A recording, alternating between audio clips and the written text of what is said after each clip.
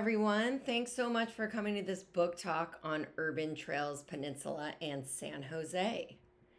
I'm the author, Alexandra Kennan. So, a bit about me: I've lived in San Francisco since 2007 and have been writing hiking books about the Bay Area since 2015. To set expectations on this recording, I'm going to start off with some background, then I'll discuss the book, how to choose a hike, and my top 11 favorite hikes. You'll find out why I chose that number later. So if we're ready to get started, let's go.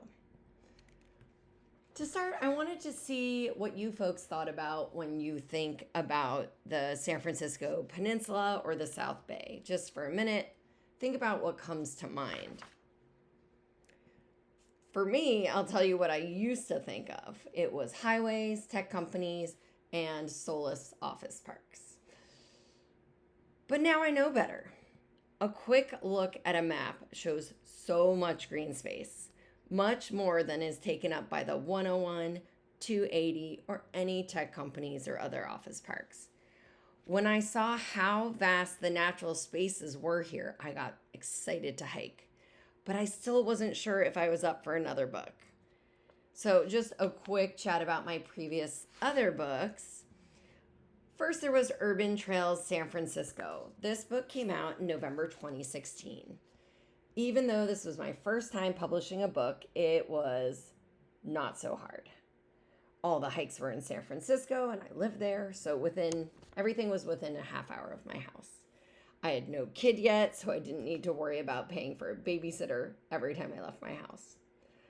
If I was writing up a route on my computer and I forgot a direction or other detail, no big deal. I could run out to McLaren Park or Land's End, even on my work lunch break, and be back to taking meetings in the afternoon. Then there came Urban Trails East Bay. Things got a bit more complicated. The hikes were farther away, and as many of you know, East Bay traffic into the city can be brutal. But on the upside, my partner Brett and I had a blast exploring this area, all the way up to Richmond, down to Sunol, and all the way east to Mount Diablo. And by this time, we also had gotten a dog. And many of these routes were dog friendly, so all three of us would enjoy the trails together. A challenge was that I wrote most of this book while pregnant.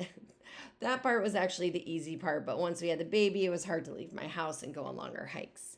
It took me about 2.5 years to publish this book, compared to the 2 years of Urban Trails San Francisco. So now, here we are, fast forwarding to Urban Trails Peninsula and South Bay. I did the first hike for this book in December of 2022, and it's just coming out now in 2026. The 50 routes in this book were even farther away from home than the East Bay, sometimes as far away as 1.5 hours of driving each way. And then I had babysitting costs to cover. It is no surprise that this book was 3+ years in the making. That said, wow, I am so happy I got to do this book and see all the beautiful natural spots the Peninsula and South Bay have to offer. So let's talk more about these spots now. In the book, to orient you, there are 7 sections divided geographically, going from north to south, starting with Pacifica and all the way down to Morgan Hill, Coyote Valley, and Gilroy.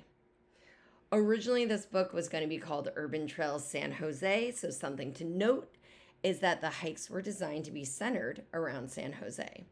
And indeed, all hikes in this book are within 1 hour, with no traffic, of course, of San Jose, and 16% of these routes are actually right in San Jose. That said, most of the hikes are also within an hour of San Francisco, too. Henry Coe State Park and Uvis Canyon County Park may just be the farthest from San Francisco at 1.5 hours away each. The hikes are meant to be balanced in difficulty, with a goal of 25% being easy, 50% being moderate, and 25% being difficult or challenging. The Peninsula and South Bay are pretty hilly, so here, you can see at the top of the slide is where we netted out on difficulty. And well, I love dogs, so I wanted to maximize dog friendliness for this book. And we're at 52% of the books being dog friendly. Many peninsula parks sadly do not allow dogs. You know, some of them are for great reason, but yeah, couldn't bring my dog on all the routes. So where should you start? You've got 50 hikes to choose from. There are many, many ways to choose a hike. Of course, you could choose by location, so by any of these chapters. The Bay Area is a large area, so location probably is going to factor into your decision on any given day. You can also let the section in the back called Trails by Type be your guide. You can choose hikes by difficulty or by hike distance, for example. And I do want to note that a short hike in this book doesn't always mean an easy one. This is pretty hilly area we're dealing with. You can also search for hikes with a lot of elevation, or yeah, you could look for easy hikes. Or you could choose a particular aspect. So this is aspect like redwood hikes, waterside hikes, urban hikes, hikes with the best views. I love the views at Santa Teresa County Park that you can see on the left. And wow, Monte Alvo Art Center, I'll talk about that later. It's got a number of interesting aspects. With this region, you are going to want to mind the weather. I took these photos at very different times of year. The same spot on the left, we're dealing with April. You see some green grass. This is Bull Run Overlook in Almaden Quicksilver Park. December on the right. This hike is doable much of the year. I wouldn't necessarily do it in June or July, but in spring it's lovely, and December is also lovely. You will also want to mind the weather because it can get really hot the closer you get to San Jose, Coyote Valley, Gilroy, Morgan Hill. Even the peninsula is very hot in summer. There's actually a section in the back with hikes to avoid in summer, like this one at left, Joseph D. Grant County Park. We actually went there in June and couldn't finish the route because we had our dog with us and it was too hot for her. And that was after an hour of driving all the way there and getting about 3 miles into the hike. In the spring, you'll want to look out for wildflower displays. There is a part of the Trails by Type. You can look for hikes with the best wildflowers. Peak wildflower months, you should know, are April and May for the Bay Area, though that can vary year by year. There are a few hikes that are best in winter. I'm going to show you them now. I'll mute that because it gets a little loud. This is Uvas Canyon County Park. We'll talk about it later. And then we have Los Trancos. This is kind of in the Palo Alto, Los Altos areas. It is a place where you can learn about the San Andreas Fault, so it's good any time of year, but it has a number of seasonal streams and waterfalls that come to life. So they're actually hikes that are best in winter. And now going to the next slide. Here we go. All right. Or for picking a hike, you could just choose some of the best overall all-around routes for the book.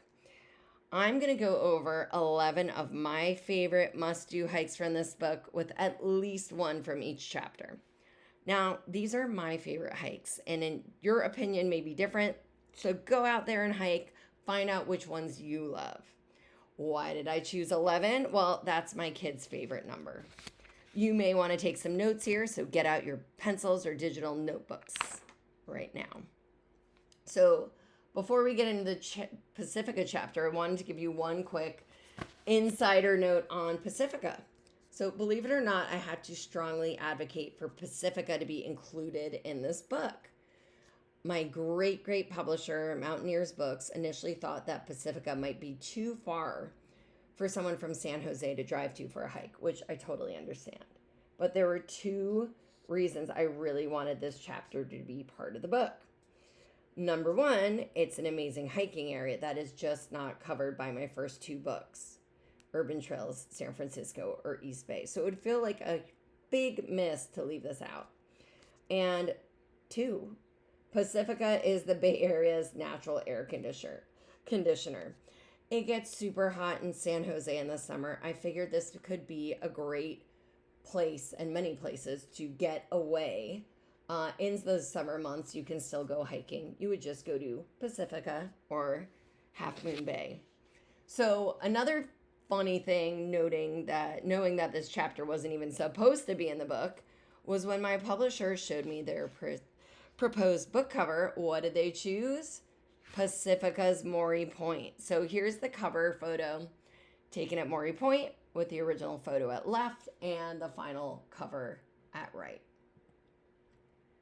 So yes, with that, given that it's the cover photo, Maury Point would be my pick if you're going to pick out one route to try in Pacifica. It's a gorgeous promontory you can see left here, right over the Pacific Ocean. If you want an easy hike, there's a flat trail out to the beach. Now, if you want a bigger challenge, you can climb the 180 or so bootlegger steps to the point and to the top of Maury Peak. You can see these steps in the middle photo on this slide.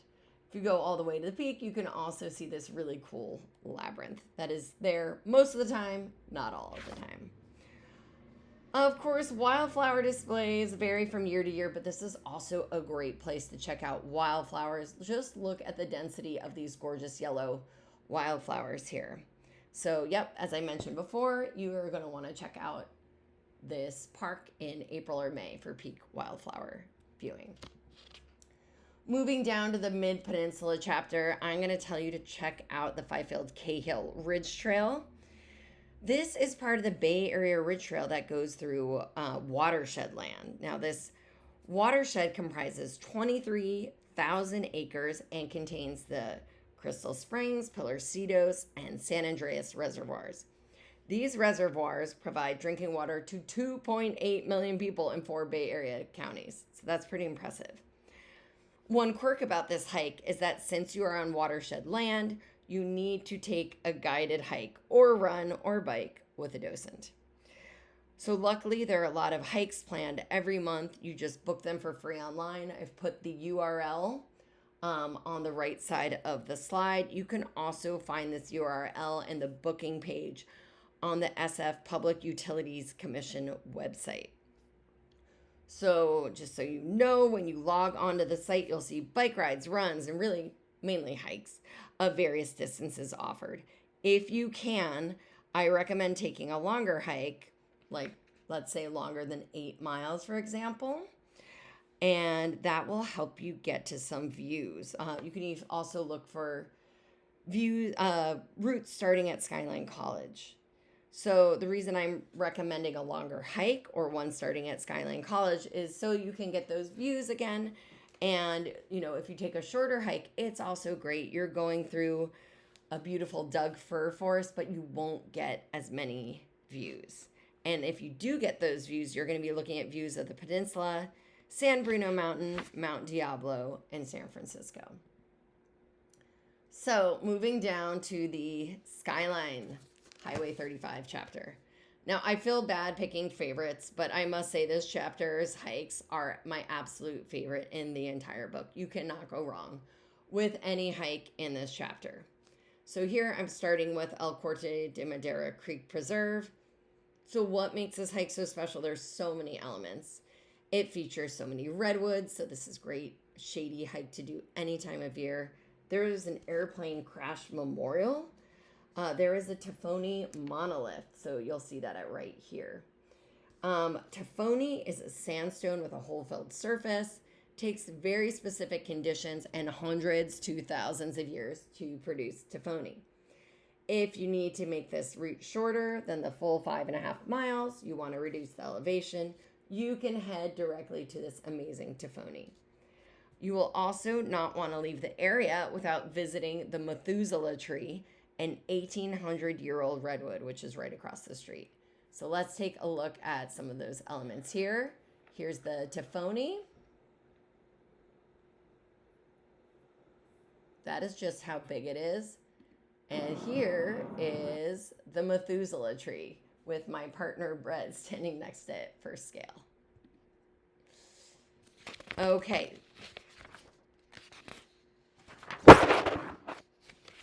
Oops, let's see. There we go. Russian Ridge. So, if I have to pick another hike to go to from this chapter, which I want to pick all of them, but I had to censor myself. I would say go to Russian Ridge. It is, you can also go to Parisma, Redwoods, Windy Hill. They're equally amazing. Just hike the whole darn chapter. But if you go to Russian Ridge, this hike is just under 5 miles, has about 850 feet of elevation. You will be doing some climbing. In terms of what you will see, it is mostly exposed with extensive grasslands. After 0.8 miles, you head up to Boral Hill, which is a viewpoint it's about 2,500 feet in the air. Some of the views you can see are at left. This is just a bit after the Boral Hill point in the hike. You will get views of the whole peninsula up to Napa on clear days. And of course, you can see across to the East Bay too. Boral Hill is a great place to know about because if you just want to check out the views, you don't want to do a much longer hike, you can just hike to that viewpoint and back in 1.6 miles round trip. The first part of the hike is also on the Bay Area Ridge Trail. If you are looking to rack up Bay Area Ridge Trail miles, is a great place to do it. I highly recommend doing this hike in spring when the wildflowers are out. You will thank me. And do not, if you can avoid it, do this hike when the grass is brown or it is 90 degrees. If you're feeling a little crazy and hike crazy, as I was the first time I hiked this route, this hike shares a parking lot with the Russian Ridge Open Space Preserve. You can do both hikes in the same day without moving your car and I think under 10 miles. So next up, still in the same chapter, La Honda Creek. I call it Upper La Honda Creek here because you can see there are two separate parts of this park. They have just been connected with this trail very recently. There was no connector trail. So I chose to focus on the upper part of the park. Why did I choose the upper part of the park? I feel like it's not that well known at all. You have to get a permit to explore this area. It is a free permit. Just takes a day or two of prep. You have to file for the permit online. They send you a parking pass. They send you a gate code to get in the gate. And you enter via a private road. I have lived in the Bay Area for 18 years. I have never encountered another hike setup like this. So this is what it looks like when you go through the gate. That's the gate you open. And this is my partner, Brett, driving from that private road to start the hike. I just thought that was a fun little thing to look at. Now, this hike is a great combination of views and redwoods, with one tree at left called literally the giant redwood. On the left that you can see here, this preserve is so infrequently used, you can just barely make out the trail at times. I'll show you what that looks like here. This is the trail. So that's my dog on the trail. And then the views on the right are of the mountains and the ocean. It is so gorgeous. And really, with the tiny bit of friction from the permit and just a few parking spots, you will likely have this preserve all to yourself. Can you tell I love this hike? I love it so much. It's just under 4 miles with an option to make it shorter. And it's got about 800 feet of elevation, which you can also cut down on as well. It's a great distance, but not too tiring. Moving on, new chapter, Southern Peninsula. Let's talk about Foothills Park. I love the loop I created for this hike. There are just so many aspects of this park to see. You start and end at the park's interpretive center. You climb through chaparral to this lookout that you see at left. with another optional lookout on the way. And from the lookout, you head down to Baronda Lake, which you see here on the right. You walk along the lake. This lake is so gorgeous. I swear you are doing it right if you just end the hike here and have a picnic. But if you do continue onward, you'll go onto the Toyon Trail, a self-guided nature trail with 20-something points of interest. You'll want to see if there are brochures for this nature trail at the start of the trail and learn about what you're seeing. From there, you'll go on a few less traffic trails, and I love this quieter second half of the hike. Again, you end up back at the interpretive center at the end. I love this hike. You always see wildlife here. Whether you see them or hear them, there are wild turkeys all over the place. I always see deer. And this park has the quirkiest dog policy of any hike in the book. Dogs are allowed on weekdays and not weekends.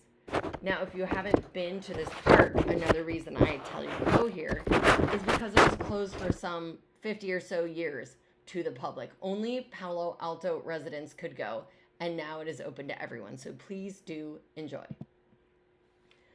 Moving on to another chapter, Los Gatos and Saratoga. We have the Montalvo Arts Center. This is a great place to take a picnic, but it also has hiking trails. This is one of the most unique routes in the book. It is short, so it's just 2.3 miles, but it's also hilly with an elevation gain of 1,160 feet. Now, I'm going to tell you how to make a whole day of your visit here.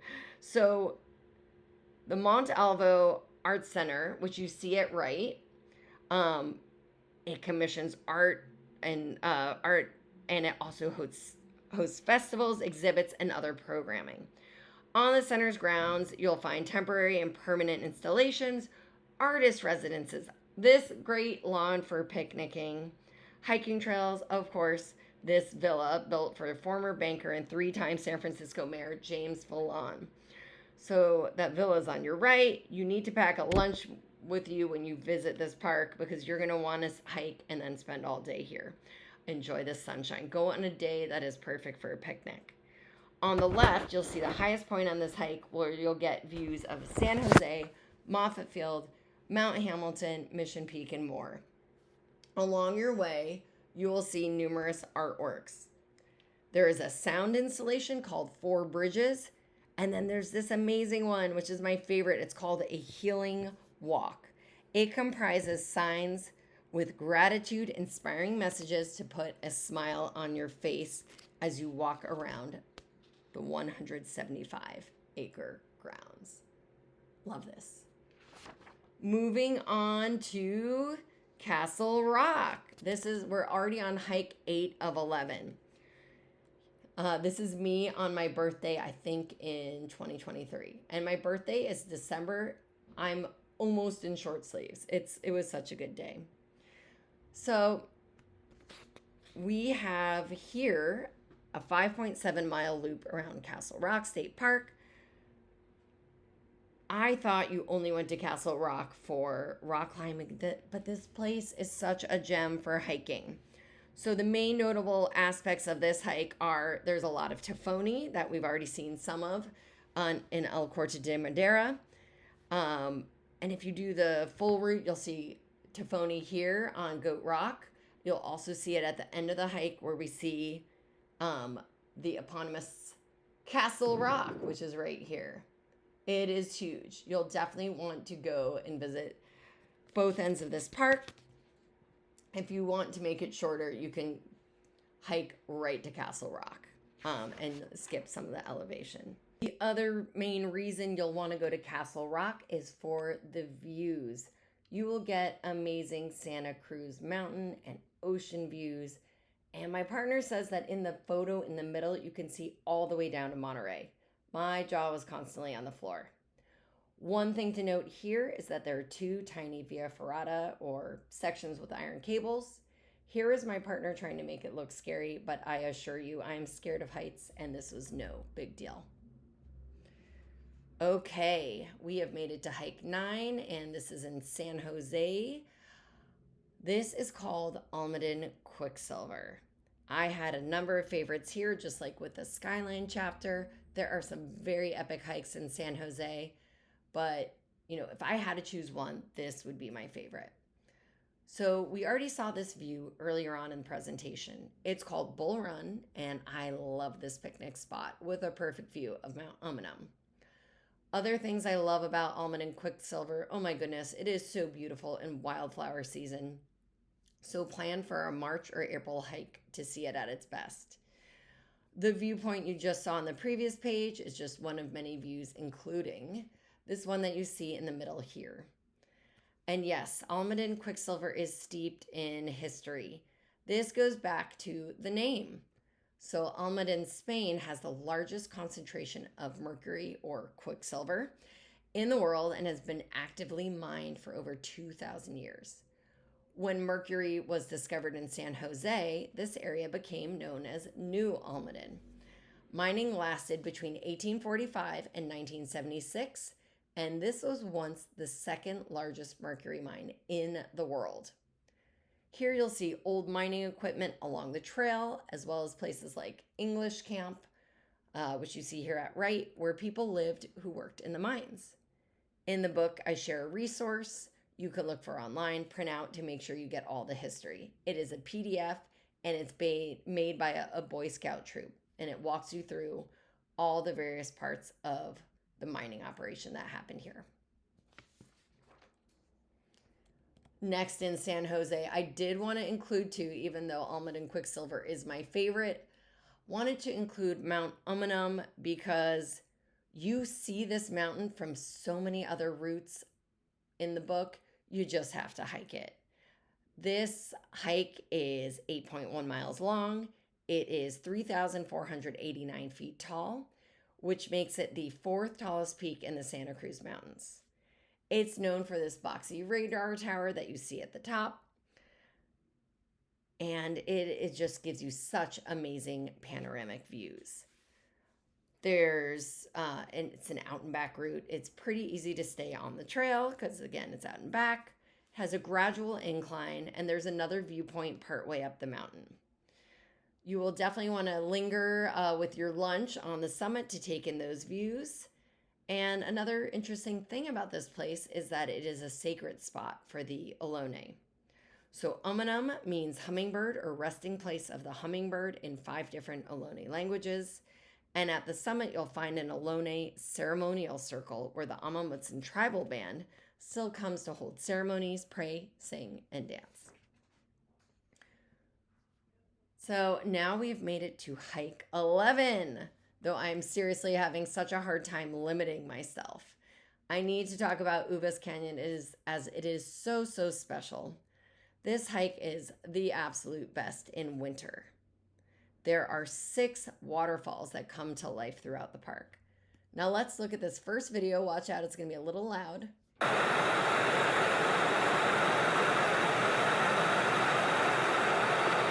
What do you think about this, Jody? What is crazy about that, what looks like a waterfall, it is not even one of the 6 waterfalls on the route. It is a creek that runs throughout the whole park. So even when you're not at an official waterfall, you're near running water. Now, if you do the full route here, it's about 5.1 miles. But if you're okay with seeing 5 instead of 6 waterfalls, you can do this route in 2.2 miles. And on the right, you'll see a photo I took on my birthday in 2022. It was so great seeing this rainbow. I want to reinforce that this park is best visited in the rainy season as the waterfalls will be flowing. The flow is much less in summer, so it's not quite as impressive, but much of the route is shaded so you can still enjoy this hike in summer without getting too hot. And now I'm sneaking in one last hike. I'm going to also call it Hike 11. This is one you want to do when it's not winter, ideally in spring. Whereas you should go to Uvas Canyon in the winter. If it is spring, come here to Coyote Lake Harvey Bear. You might be too hot here in summer. Spring is really a sweet spot. You could also come in fall, but you'll get flowers in spring.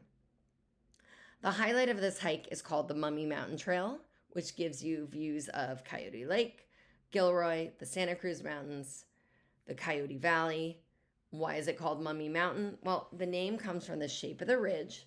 Some people say it looks like a reclining mummy with its head to the north and its body to the south. You'll spend about 1.4 miles of this 3.9-mile route on this special trail. And there is elevation here. It's just 580 feet. But know that the return trip on the Bay Area Ridge Trail is flat. So those are really my 11 or kind of 12 favorite hikes in the book. So now it's up to you to go out there and explore. I want to hear what you think about this book. If you have comments, questions, feedback, contact me at info@urbanhikersf.com. You can always also follow my hiking adventures on social media at urbanhikersf. I hope you enjoyed this presentation and that you will absolutely love this book. Thanks so much for listening.